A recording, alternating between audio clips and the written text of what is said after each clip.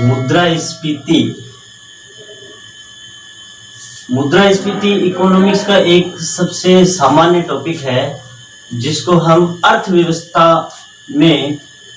अर्थव्यवस्था की भाषा में मुद्रास्फीति को मूल्य वृद्धि के नाम से जाना जाता है।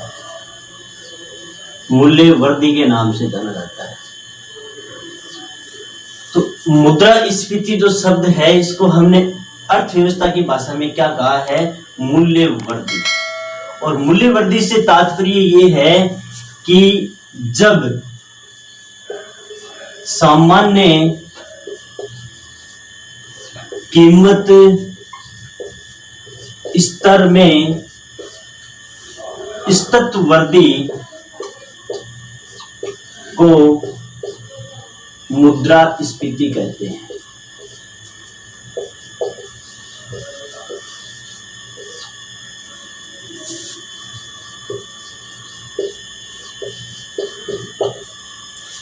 मुद्रास्फीति की हमने परिभाषा लिखी है, सामान्य कीमत स्तर में सतत वृद्धि को मुद्रास्फीति के नाम से जाना जाता है। तो सबसे पहले मुद्रास्फीति में हमें यह समझना होगा कि सामान्य कीमत स्तर क्या होता है। तो सामान्य कीमत स्तर से तात्पर्य यह है कि जब वस्तुओं या सेवाओं में अचानक जो भी वृद्धि होती है, वस्तुओं की दैनिक वस्तुओं में जो अचानक जो वृद्धि होती है, हम उसको मुद्रास्फीति के नाम से जानते हैं। और ये जो वृद्धि है ये लंबे समय तक निरंतर बनी रहे तो उसको हम सतत रूप से जानते हैं। तो मुद्रास्फीति की परिभाषा को हम एक बार फिर से समझते हैं कि जब सामान्य कीमत स्तर में सतत वृद्धि को हम मुद्रास्फीति के नाम से जानते हैं। ऐसे ही मुद्रास्फीति के बारे में जैसे आपने परिभाषा पढ़ी तो इसके किस तरह से घटक होते हैं। तो मुद्रास्फीति में सामान्यतः जो चीज हम पढ़ते हैं वो है समग्र मांग। और एक शब्द आता है जिसको बोलते हैं समग्र पूर्ति। समग्र मांग और समग्र पूर्ति, ये दो शब्द ऐसे हैं जिनके आधार पर आपकी मुद्रास्फीति नियंत्रण करती है। और इन दोनों का जो आगे परिवर्तन होगा उसको हम ये कहेंगे, जैसे समग्र मांग में वृद्धि के कारण जो मुद्रास्फीति होती है उसको मांग प्रेरित मुद्रास्फीति कहेंगे। मांग प्रेरित मुद्रास्फीति के नाम से जानते हैं।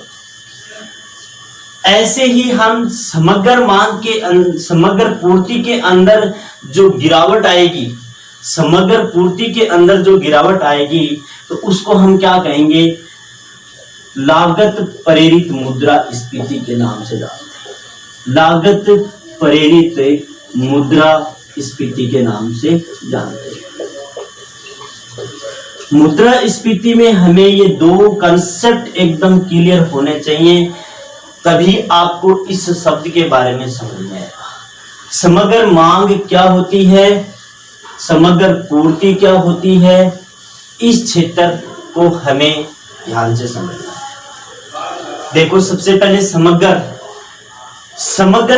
शब्द का मतलब है कि जब अर्थव्यवस्था के अंदर किसी एक वस्तु की कीमत न बढ़कर सभी वस्तुओं की औसत कीमत में जो वृद्धि होती है उसको हम समग्र मांग के नाम से जानते हैं। जब सब वस्तुओं का औसत रूप से जो व्यय कहलाता है, देखो साधारण इसकी परिभाषा में लिखता हूं, अब आप देखें समग्र मांग की परिभाषा क्या होती है।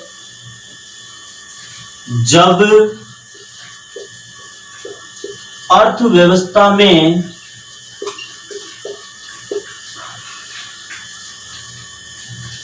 में अंतिम वस्तुओं एवं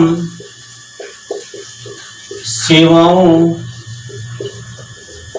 के प्रत्याशित व्यय के योग को समग्र मांग कहते हैं।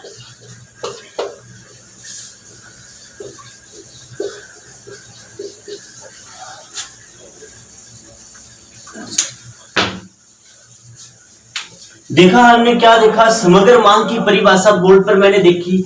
जब अर्थव्यवस्था में जो अंतिम वस्तु और सेवा होती है, जो अंतिम वस्तु और सेवा जो हमारे पास में अंतिम रूप से प्राप्त होती है, उसका प्रत्याशित व्यय। प्रत्याशित व्यय का यहाँ मतलब ये होता है कि इसको हम कुल व्यय के नाम से जानते हैं। कुल व्यय,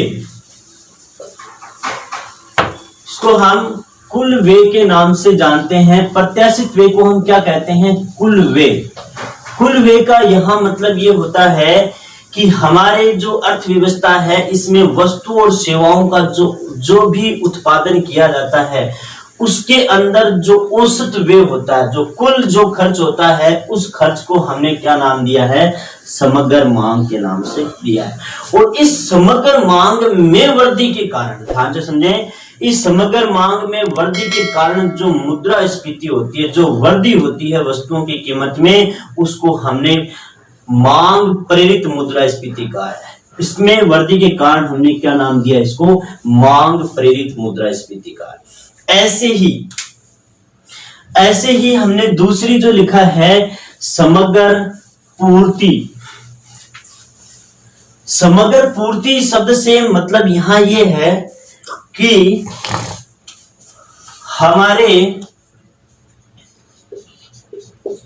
हमारे देश में उपलब्ध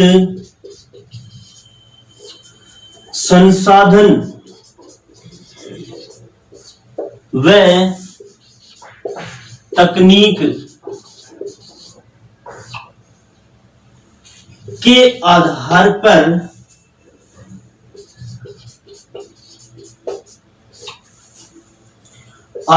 पर वस्तुओं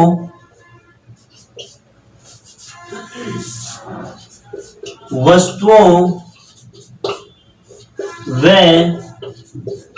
सेवाओं की पूर्ति की जाती है, उसे हम समग्र पूर्ति कहते हैं।